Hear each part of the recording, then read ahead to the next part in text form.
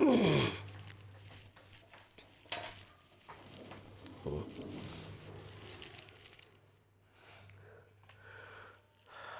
للہ وکفیٰ وسلام علی عبادہ الذین اصطفیٰ، اما بعد۔ فرائض کے بعد نوافل کی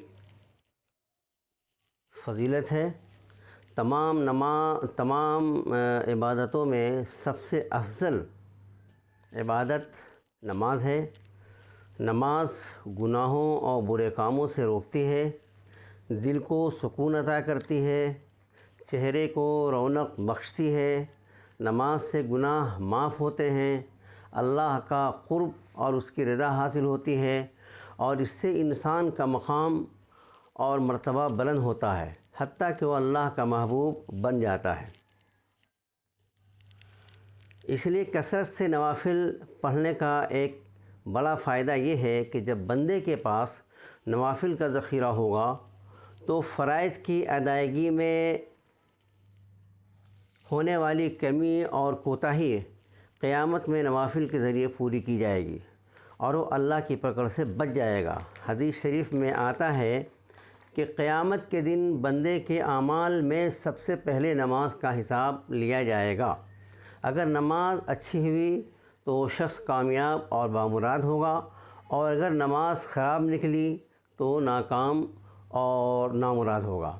پھر اگر فرض نماز میں کچھ کمی کوتاہی ہوئی تو اللہ تعالیٰ ارشاد فرمائیں گے، دیکھو کیا میرے بندے کے پاس کچھ نفلیں بھی ہیں؟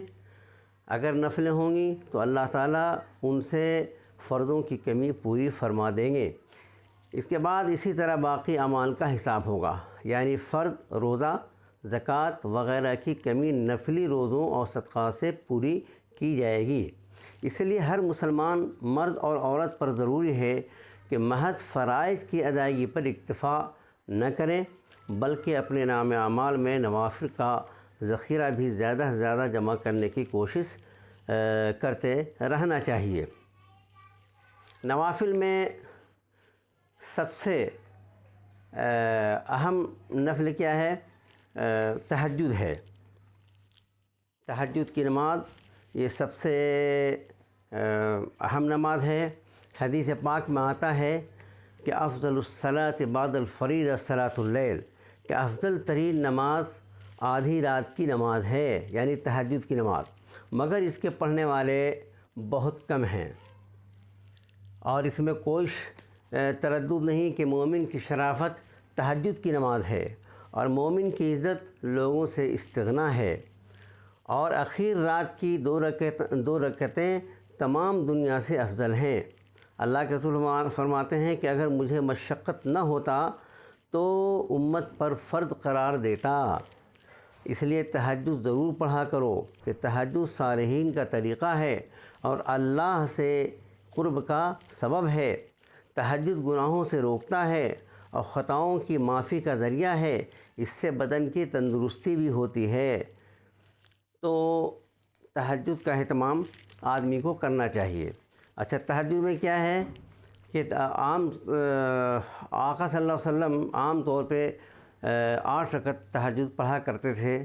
12 رکعت بھی پڑھنا ثابت ہے، لیکن عمومی طور پہ آپ تہجد کی نماز 12 رکعت پڑھا کرتے تھے۔ تو اس کا کیا وقت؟ آدھی رات کے بعد سے صبح صادق سے پہلے تک اس کا وقت ہے۔ 2، 4، 6، 8 جو بھی توفیق ہو آدمی کو پڑھنے کی کوشش کرنی چاہیے۔ اسی طرح سے نفل نمازوں کے بعد پھر ایک نفل ہے اشراق۔ اشراق سورج نکلنے کے کچھ دیر بعد یہ پڑھی جاتی ہے، اسے اشراق کی نماز کہتے ہیں۔ اس کا وقت کیا ہے؟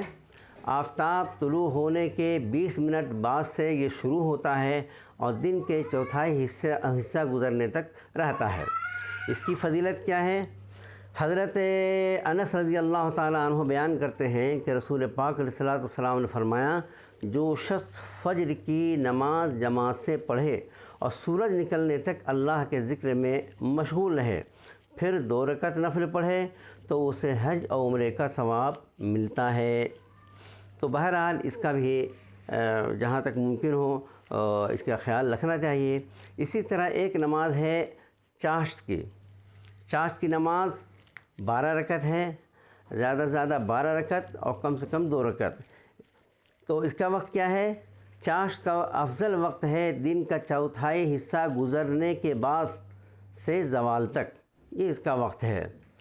فضیلت کیا ہے؟ آقا صلی اللہ علیہ وسلم نے فرمایا کہ آدمی کے جسم میں 360 جوڑ ہوتے ہیں، تو اس کے ذمہ ضروری ہے کہ ہر جوڑ کی سلامتی کے شکرانے میں ایک صدقہ ادا کیا کرے۔ صحابہ نے عرض کیا یا رسول اللہ اتنے صدقے کون ادا کر سکتا ہے؟ آپ صلی اللہ علیہ وسلم نے ارشاد فرمایا مسجد میں اگر تھوک پڑا ہو تو اسے صاف کرنا صدقے کا ثواب رکھتا ہے، راستے سے تکلیف دینے والی چیز کا ہٹا دینا بھی صدقہ ہے۔ اگر ان کا موقع نہ ملے تو چاشت کی 2 رکعت نماز پڑھنا ان سب صدقات کے بدلے تمہارے لیے کافی ہے۔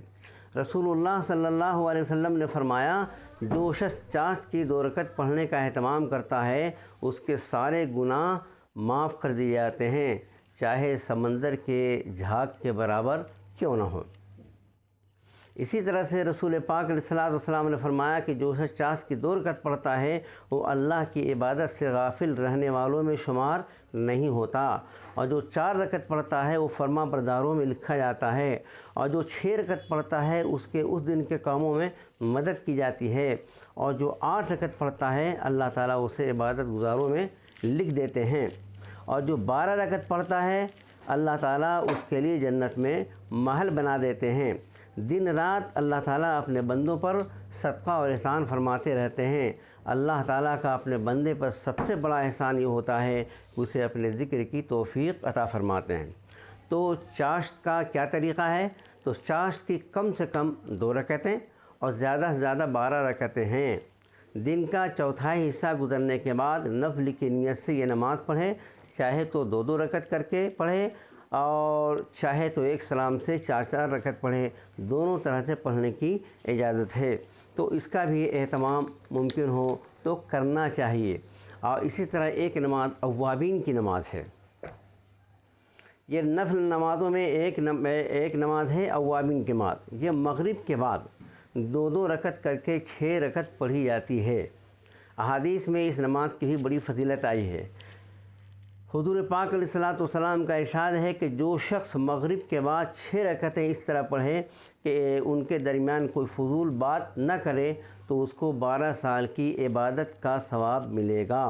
اسی طرح حضرت عبداللہ ابن عباس سے ایک روایت ہے کہ آپ صلی اللہ علیہ وسلم فرماتے ہیں کہ بے شک فرشتے ان لوگوں کے گھروں کو گھیر لیتے ہیں جو مغرب اور عشاء کے درمیان نماز پڑھتے ہیں، اور یہ اوابین کی نماز ہے۔ تو بہرحال جہاں تک ممکن ہو تہجد کی نماز، اوابین کی نماز، اشراق کی نماز، چاشت کی نماز کا بھی اہتمام کرنا چاہیے، مردوں کو بھی اور عورتوں کو بھی، اور نوافل کا یہ ذخیرہ اپنے پاس جمع کرنا چاہیے۔ انشاءاللہ قیامت میں یہ نوافل کا ذخیرہ کام آئے گا۔ اللہ تعالی ہم سب کو اہتمام کی توفیق عطا فرمائے۔